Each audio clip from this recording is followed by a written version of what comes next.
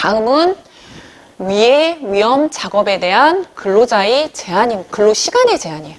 자, 아까는 업무를 제한했다면 이번에는 우리가 주 40시간 근무를 하죠. 1일 8시간.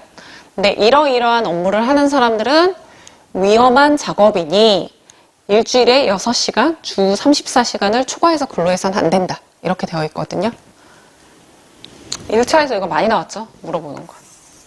그래서 그러면 유해하거나 위험한 작업으로서 높은 기압에서 하는 작업 등 대통령령이 정하는 작업에 종사하는 근로자에게는 1일 6시간 그리고 주 34시간을 초과해서는 안 된다. 그럼 어떤 업무인지 한번 볼까요? 자, 아까 얘기했죠? 기압, 높은 기압에서 하는 작업. 잠암, 잠수 작업. 쉽게 기억하실 수 있죠? 그리고 유해하거나 위험한 작업. 자, 이거 다 외우려면 힘들죠? 객내, 산소가 부족한데. 두 번째, 고열, 다량의 고열 물체를 취급하는 작업과 현저히 뜨거운 장소에서 하는 작업. 자, 고열 작업이에요. 그리고 똑같이 저열, 다량의 저온 물체를 취급하는 작업. 그리고 방사선, X선 같은 유해한 방사선을 취급하는 업무. 그리고 분진이 심한 장소. 흙, 돌, 광물, 먼지가 심한 장소. 자, 분진이 심한 장소. 소음이 심한 장소.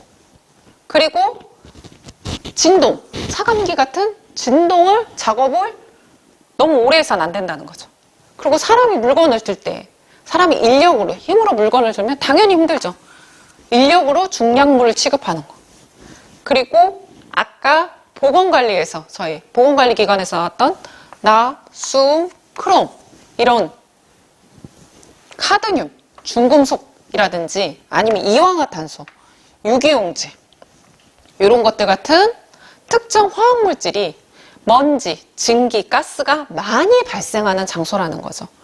그래서 높은 기압, 잠암, 잠수, 그리고 유해한 작업, 산소가 부족한 객내 또는 소음이 심한 장소, 그리고 이제 먼지 등이 심하게 날리는 장소, 진동이 심한 차감기 작업, 사람의 힘으로 하는 인력으로 중량물 취급. 이제 이 정도만 기억하셔도 한 5개는 얘기할 수 있죠. 그래서 쉽게 고열, 저온까지 해서 기억하시는 건 어렵지 않을 거예요.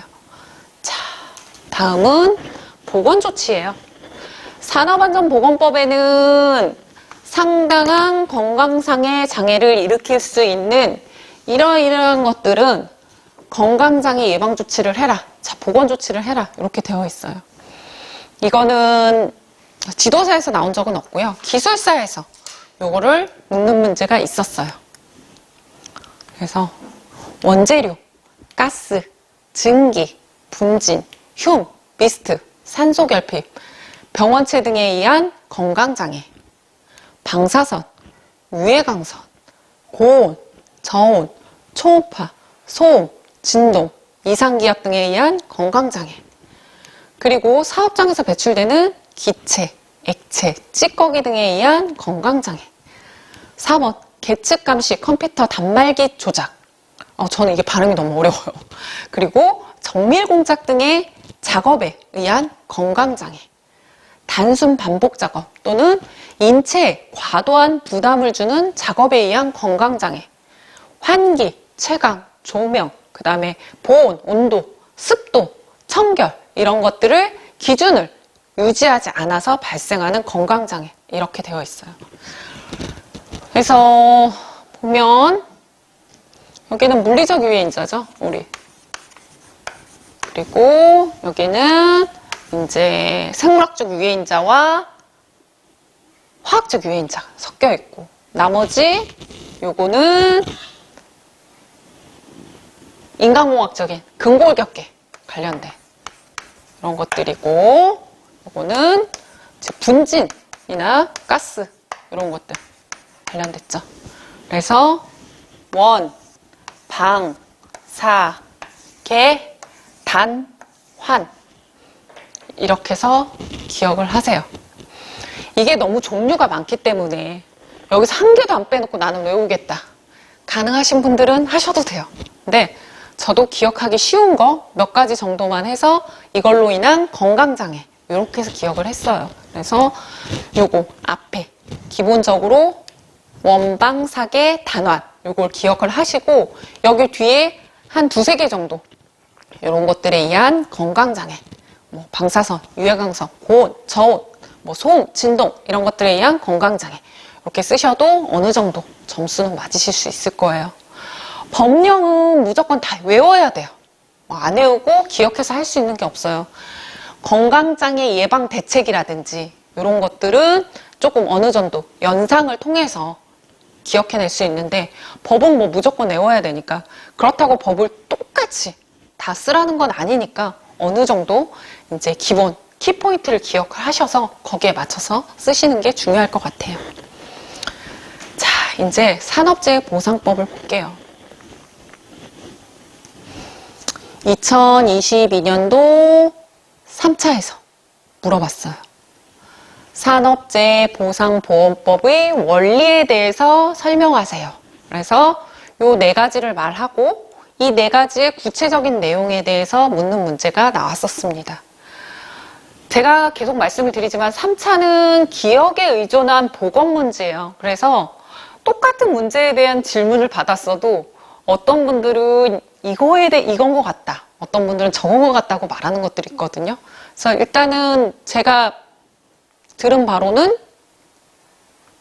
요 원리에 대해서 물어봤다고 하더라고요. 그러면 첫 번째, 무과실 책임주의. 두 번째, 정률 보상 방식. 세 번째, 사회보험 방식.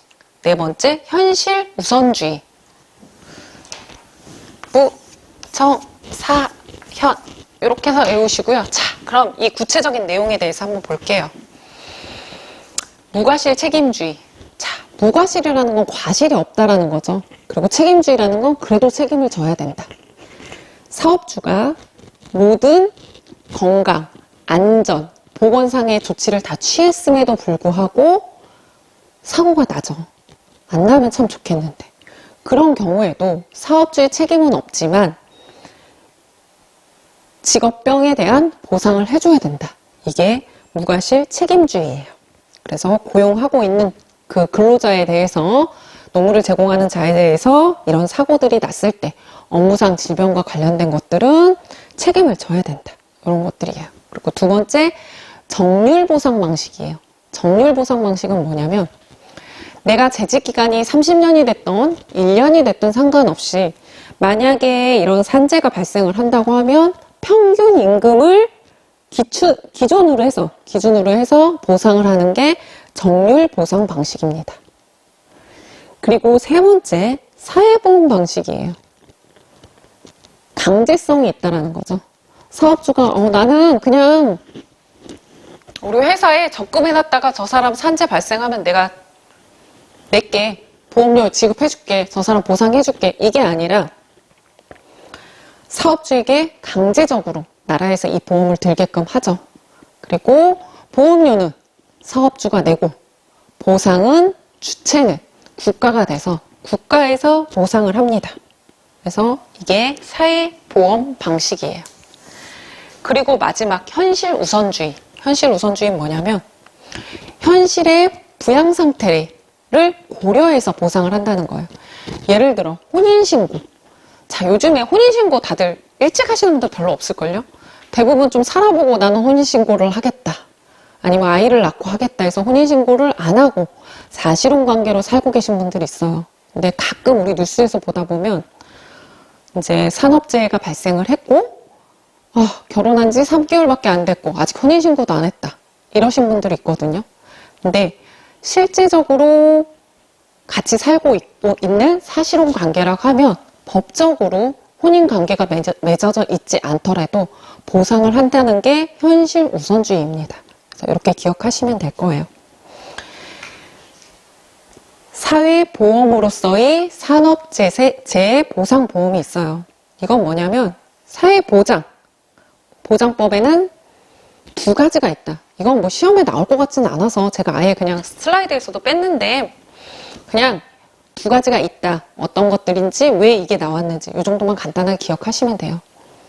사회보장제도의 산업재해보상보험은 사회부조하고 사회보험이 있어요. 두 가지로 보통 나눠져요. 그래서 사회부조는 중세 이후에 국민법에서 나온 거고 국가가 재산이나 소득이 부족한 그런 사람들에게 다양한 급여를 제공하는 제도. 그리고 사회보험은 가입자의 현금 기여에 의해 재원을 충당하여 질병, 노령, 장애, 실업 등 사고로 인해 발생하는 그런 빈곤을 예방할 수 있도록 도와주는 제도예요. 그래서 이렇게 두 가지가 있다. 이 정도만 기억을 하시면 될 것 같아요.